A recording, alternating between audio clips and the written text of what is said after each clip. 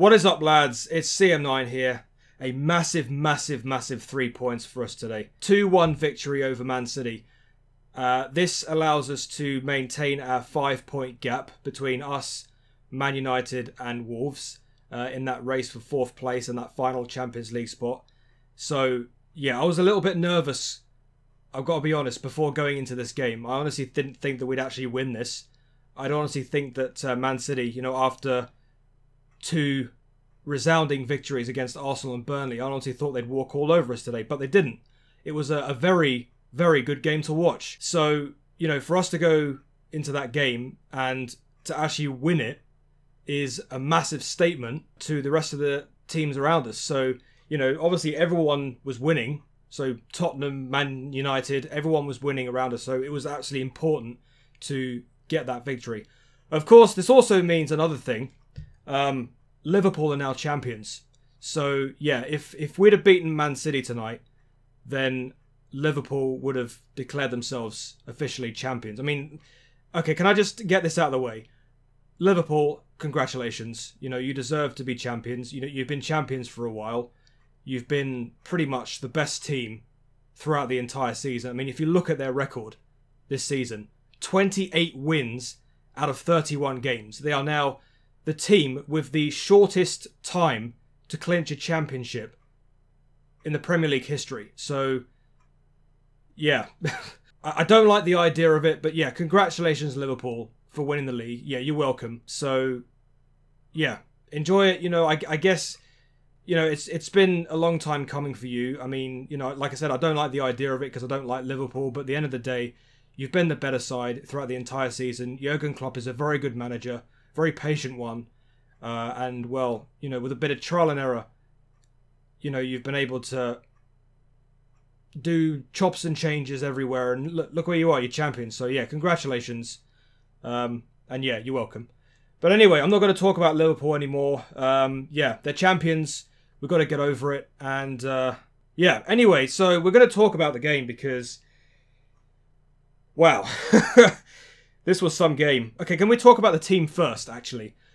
So, I didn't like the team that Lampard set out. I didn't like the idea that our midfield consisted of Barkley, Kante and Mason Mount because going into this, I thought, why wasn't Kovacic in that starting 11? Because I had a fear that Kante was going to be the only guy that had to deal with the likes of Gundogan, Silva and De Bruyne on his own. So Lampard was having to rely on him to dictate the game. And I didn't like the idea of this. I honestly thought Barkley and Mount were going to be complete tearaways. But, having said that, credit to them, Barkley and Mount actually had a decent game. I've got to give credit where it's due. There were some parts in the game, like the first half, was dictated completely by Man City. It was a complete schooling affair with them. Because it was literally a wave of Man City attack. For the first 40 minutes at least. It was just all about Man City just attacking us.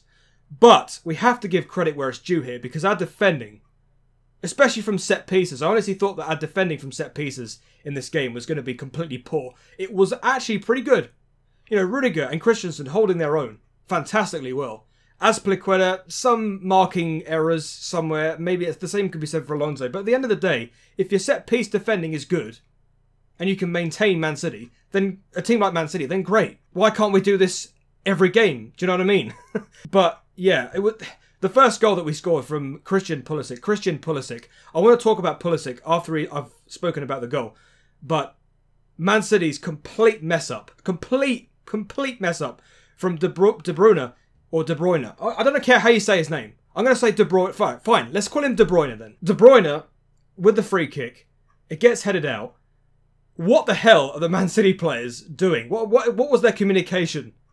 They leave the ball because they think Kyle Walker's going to pick it up. But no, Pulisic capitalises on that error, speeds past them, comes straight at the other end, and just kept his cool. He put the ball past Ederson. Fantastic finish. It was a great finish. You know, any other player would have completely scuffed that, but not Pulisic. I'm going to talk about Pulisic now. Pulisic had a great game.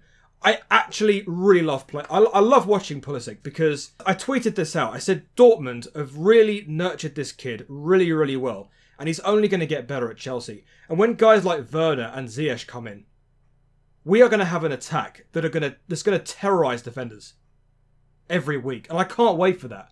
I really can't wait. Like, Christian Pulisic is it's like watching Eden Hazard, but he's American. If that makes any sense. He can capitalise on a costly error for the defence. And he just speeds at incredible lengths. And he did this not just for the goal, but like in certain circumstances when we did have an opportunity up front at the other end, put some fantastic passes in. Like, he is such a good utility player. He really is. And I can't fault him for his work ethic today. Pulisic is such a great player. And I like him so much. And you know what? When we get guys like Ziyech and Werner come in, it's only going to strengthen what we already got in Pulisic. You know, it's just going to be so good. And when we got guys like Callum Hudson-Odoi available, and, well, if we've got Mason Mount as a utility, Tammy Abraham, we're going to have such great options up front. You know, the more players we have, the more competition for places. And players are only going to get better. So I can't wait for that. And like I said earlier, Barkley and Mount, surprisingly, had really good games. Like, yes, Man City kind of dictated the game for most long periods of the first half. But they did hold their own, both of them. You know, Barkley doing what Mount couldn't do and Mount doing what Barkley couldn't do. You know, they sort of like worked off each other. And then you had Kante sort of winning those headers in midfield. You know, Man City couldn't really... Well, yes, they did dominate the first half, but they just couldn't get that crucial goal in that first half. So, I mean, if we're containing Man City for an entire half, well, we've got to be doing something right. Yeah, I say half because in the second half, Kevin De Bruyne scored a fantastic equalising free kick. I have this... Like, what is it with top teams coming to Stamford Bridge and scoring a damn good free kick?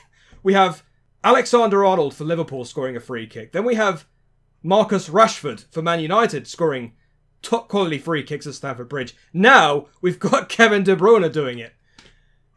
Like, every team comes to Stamford Bridge scoring a tremendous free kick. I mean, yeah, I'm not knocking the free kick. It was a fantastically taken one. You know, Kepa should have done better with the goal. He should have held his arms up at least to make it look like he was about to save it, but no. It was a poor foul as well for the free kick as well. It was Kante could have done better with the tackle, but you know, what could he have done there? Because Mahrez was going in on goal, or it looked like he was going to make a pass, but Kante had to step in and stop him from doing it. So the only ideal thing to do was to concede a free kick. So that's what he did, and then De Bruyne just ended up scoring the free kick. But then, like a few minutes after it could have been 2-1 to Man City, when we had a chance at the other end, and then Man City on the counter-attack, just exquisite passes. Defence, what the hell were they doing? I don't know where the alert was. Like, what's going on? Sterling comes through. I don't know how he doesn't score that. Like, he hits the post, but I don't know what the hell. How did he not score that? It could have been 2-1 to City. But, you know, the fact that Sterling missed, I'll take it as a Chelsea fan. And then, what the hell happened later on in the game? Oh my days! Like, Pulisic, how does he not score after going around the goalkeeper, putting it into the... Well, he should have scored, but then Kyle Walker, with some world-class defending, just blocks it off the line at the last minute. You have to give credit where it's due. Kyle Walker, well, if he's able to clear a ball off the line like that, I mean, you've got to give credit where it's due. But then later on, there's a bit of a scramble in the penalty box to get the ball in after Willian crosses it in, and then there's a little scramble, and then VAR indicates that Fernandinho, can't believe I mentioned his name wrong like that, Fernandinho, God, I need to get these names right, but yes, Fernandinho handles the ball to prevent the ball from going in the net, and then he gets sent off, and then VAR awards us a penalty, which Willian converts and scores, and he makes it 2-1.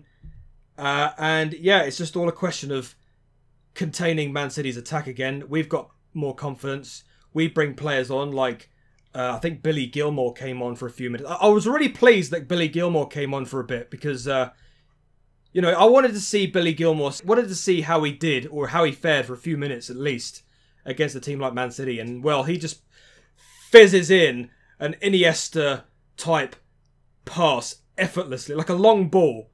I remember, like, he just took his time, put in a long pass into Pulisic. I mean, you love to see it, right? You love to see it from none other than Billy Gilmore.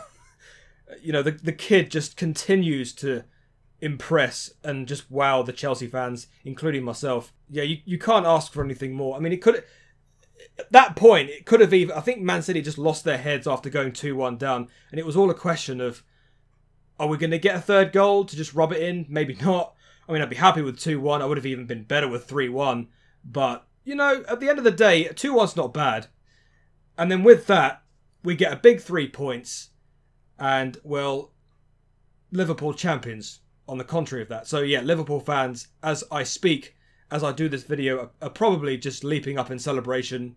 You know, they finally won a title after 30 years. You know, it took them long enough, I guess. But, yeah, they're now... What's the situation with their title rivalry now with Man United? I think they've now gone within 1. Because I think Man United have got 20 league titles.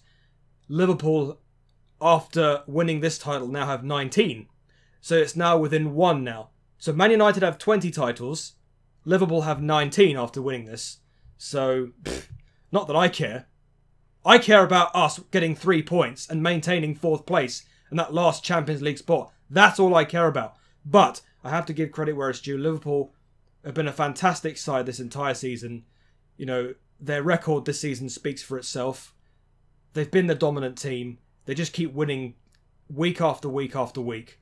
And, well, they deserve it. Like, they've been the better side, whereas everybody else behind them has just been losing points pretty much everywhere they go, because nobody's been consistent apart from Liverpool. So what can I say, really? It's just been Liverpool dominating the season. I mean, they were champions even before football even started again anyway, prior to the coronavirus happening, and then football had to stop because of it. So, yeah. But anyway, look, I'm happy that we got 3 points today. We've maintained our 5-point gap behind Man United and Wolves, which is what makes me happy. So that's all I care about. But like I said, congratulations to Liverpool on winning the league. And yeah.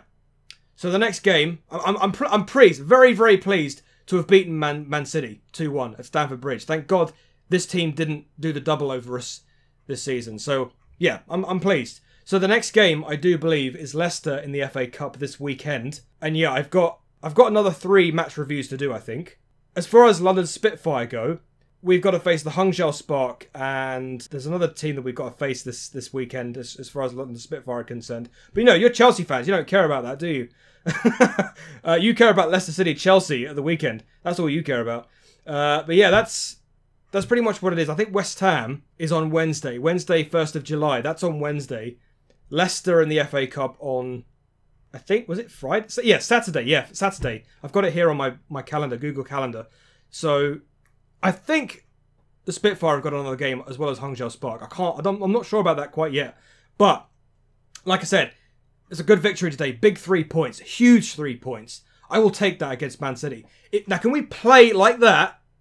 If we can be consistent like this against West Ham and future games, I don't know. Like, 1st of July is at a time where new signings come into play. So are we able to play guys like Timo Werner or Hakim Ziyech? I'm not sure. I mean, I asked this question last video. I didn't get any answers, unfortunately. But yeah, if anybody knows about this, let me know.